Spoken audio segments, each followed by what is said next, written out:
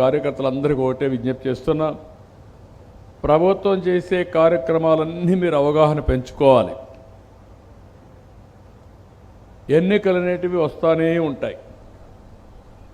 మొన్న ఎన్నికయింది, నిన్న 2 గ్రాడ్యుయేట్స్ ఎన్నికలు వచ్చాయి. అంత మునుపు మళ్ళీ మొన్నే టీచర్స్ ఎన్నిక కాన్స్టిట్యున్సీ వచ్చింది. ఏ ఒక్క ఎన్నిక గెలవకపోయినా మన పరపతి తగ్గిపోయిందని అవతల వాళ్ళు ప్రచారం చేసుకునే పరిస్థితికి వస్తుంది. అందుకనే మీరు ఒక్కసారి చూసినప్పుడు మొట్టమొదటిసారిగా చరిత్రలో మీరందరూ కార్యకర్తలు ఫస్ట్ నుంచి ఉన్నారు. 40 ఏళ్లుగా జెండా మోసిన 43 ఏళ్ళు పార్టీ పెట్టినప్పటి నుంచి వచ్చిన వాళ్ళు చాలామంది ఉన్నారు. మీ అందరూ కూడా పార్టీకి అప్పటి నుంచి పనిచేస్తూ వచ్చారు. ఎప్పుడు కూడా మనం గ్రాడ్యుయేట్స్ కాన్స్టిట్యున్సీలో మనం పోటీ చేయలేదు ఫస్ట్ నుంచి కూడా. మొన్న అపోజిషన్లో ఉన్నప్పుడు 3 ఎన్నికల్లో మనం పోటీ చేశాం. అది రాయలసీమ వెస్టు, ఈస్టు, ఉత్తరాంధ్ర 3 ఎన్నికల్లో మనం గెలిచాం. దాని ప్రభావం ఎన్నికల్లో 93% స్ట్రైక్ రేట్ వచ్చింది. That is an indication. నిన్న ఎన్నికలు వచ్చాయి, గోదావరి జిల్లాలో కృష్ణా, గుంటూరు వచ్చాయి. ఇవి చూస్తే అసెంబ్లీ ఎన్నికల కంటే ఎక్కువ ఓట్లు గ్రాడ్యుయేట్స్ కాన్స్టిట్యున్సీలో మనకు మెజార్టీలు పెరిగాయి. అంటే మన మీద ప్రజలకు నమ్మకం పెరిగింది, గ్రాడ్యుయేట్స్కి నమ్మకం పెరిగింది. ఈ నమ్మకాన్ని మనం కాపాడుకునే బాధ్యత మనందరిపైన ఉంది. నేను ఎన్నికల ముందు మీకు అందరికీ ఒక మాట చెప్పాను. నేను చెప్పింది ప్రజలకు ఆమోదయోగ్యమైన వ్యక్తులకే ఎమ్మెల్యే సీట్ ఇస్తాను. మీకు అందరికి గుర్తుంటుంది. నేను రెగ్యులర్గా సర్వేలు చేశాను, ఒకటి కాదు, అనేక రకమైన. ఇప్పుడు మనందరూ, మీరు నారాయణ రెడ్డి గారిపై నాకు అభిమానం, మీరందరూ నాకు తెలిసిన వాళ్ళే. కానీ నారాయణ రెడ్డి ప్రజల్లో లేకపోతే నేనేం చేయాలి? ప్రజలు ఆమోదించలేదనుకోండి, ప్రాబ్లమ్స్ వస్తాయా లేదా?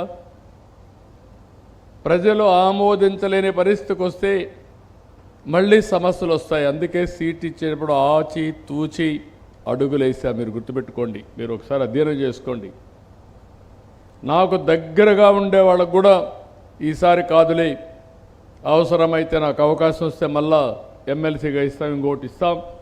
పార్టీ గెలవాలి, కార్యకర్తలు కాపాడుకోవాలి, ఈ రాష్ట్రాన్ని మళ్ళీ పునర్నిర్మాణం చేయాలని ఏకైక ధ్యేయంతో, ఒకే ఆలోచనతో రాష్ట్రం ఫస్ట్ అనే నినాదంతోనే ముందుకు పోయాం.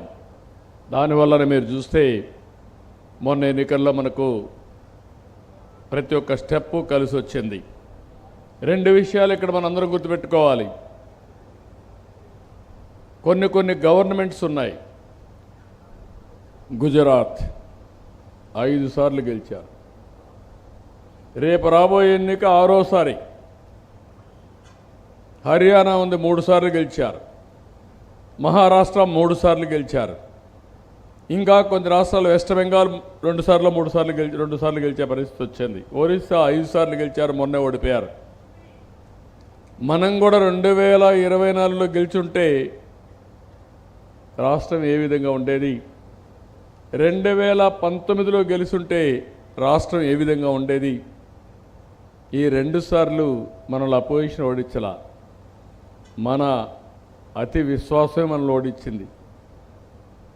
ఎప్పుడు కూడా ప్రజలకు మనం అండగా ఉన్నప్పుడు అనునిత్యం మనం ఆలోచించుకోవాలి. నేనే కాదు, నారాయణ రెడ్డి గారు కూడా ఆలోచించుకోవాలి, అందరం ఆలోచించాలి. ప్రజలు మనల గురించి ఏం ఆలోచిస్తున్నారు? ఈసారి ఎన్నికల్లో మీరు ఒక్కసారి చూస్తే ప్రజలంతా కూడా ఎక్కువ యాస్పిరేషన్స్ పెంచుకున్నారు. నా జీవితంలో ఎప్పుడు నేను చూడాలి, 4వసారి ముఖ్యమంత్రిని. సమస్యలు చూస్తే చాలా ఉన్నాయి, ఆశలు చూస్తే ఆకాశానికి చేరిపోయినాయి. మన కార్యకర్తల ఆలోచనలు అట్నే ఉన్నాయి, ప్రజల ఆలోచన అట్నే ఉన్నాయి. ఇంకో పక్క మనకు పనిచేసిన వాళ్ళకు కూడా ఎక్కడి నుంచో, అమెరికా నుంచి వచ్చారు, 6 నెలలు ఇక్కడ ఉన్నారు. ఒక 3-4 లక్షలు 5 లక్షలు ఖర్చు పెట్టి వెళ్ళారు. కొంతమంది కోట్లు ఖర్చు పెట్టుకున్నారు. దేనికి ఖర్చు పెట్టారంటే రాష్ట్రాన్ని కాపాడుకోవాలి, మేము కూడా ఇది భాగస్వాములు కావాలి, ఈ రాష్ట్రం వల్ల మేము పైకొచ్చాం, మన కళ్ళ ముందర ఈ మారిగా అయిపోయిందనే బాధతో ఖర్చు పెట్టారు. వాళ్ళలో కూడా ఆశలు ఉన్నాయి, నాకు గౌరవం ఇవ్వాలంటారు, తప్పులేదు.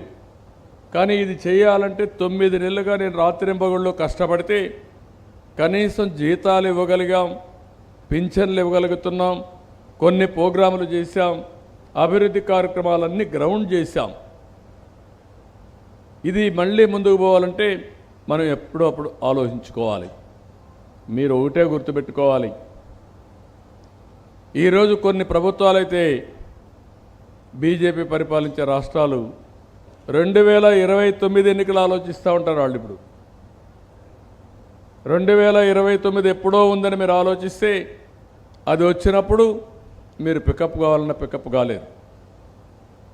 ప్రజాస్వామ్యంలో ఎన్నికలు అనివార్యం. ప్రజాస్వామ్యంలో ప్రజలు మనతో ఉంటే మనం ఏమైనా చేయగలుగుతాం, కానీ ప్రజలు మనతో లేకపోతే మాత్రం ఇబ్బందులు వస్తాయి. అదే సమయంలో అనునిత్యం వాళ్ళ సమస్యలను పరిష్కారం చేయడంలో పార్టీ యంత్రాంగం అప్రమత్తంగా ఉండాలి. మీరు అప్రమత్తంగా ఉండండి. మీరు మీ పరిధిలో మీకు అప్పచెప్పిన బాధ్యతలు సమర్థవంతంగా మీరు నిర్వహించండి. మిమ్మల్ని పైకి తీసుకొచ్చే బాధ్యత పార్టీ అధ్యక్షుడిగా నేను తీసుకుంటాను. ఒకేసారి మనం ఏం చేసినా కూడా తప్పైనా పర్వాలేదు చేసేద్దాం. నారాయణ రెడ్డి గారు ఒకసారి నేను గెలుస్తా, ఒకసారి ఓడిపోతాను కుదరదు. ఇంకా అది ఉండదు. ఇంకా గెలిపే ధ్యేయంగా పనిచేస్తా. నేను అది పనిచేస్తే మెసేజ్ కింది వరకు అదే వెళుతుంది. ఆ మెసేజ్ వెళితే తద్వారా మీరందరూ కూడా ఎక్కడికక్కడ గెలిపించుకుంటే స్థానిక